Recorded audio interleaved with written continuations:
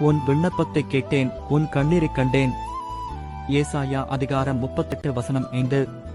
எசேக்கியா ராஜாவின் ஜெபத்திற்கு பதிலை கட்டளையிட்டு ஆயுளை கூட்டிக் கொடுத்த தேவனாகிய கர்த்தர், நான் நீண்ட நாள் காத்திருந்து ஜெபித்துக் கொண்டிருக்கும் காரியத்திலே உனக்கு ஆச்சரியமான பதிலை கட்டளையிடுவேன்.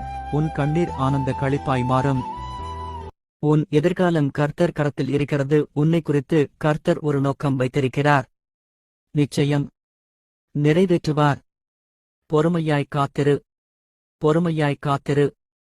என் மகனே, என் மகளே, இந்த நாள் ஆசீர்வாதமாக இருக்க நான் தரும் வாக்குத்தத்தம் இது. குறித்த காலத்துக்கு தரிசனம் இன்னும் வைக்கப்பட்டிருக்கிறது. முடிவிலே அது விளங்கும். அது பொய் சொல்லாது. அது தாமதித்தாலும் அதற்கு காத்திரு. அது நிச்சயமாய் வரும். அது தாமதிப்பதில்லை. ஆபகுக் அதிகாரம் 2 வசனம் 3. என் மகளே, என் மகனே, நான்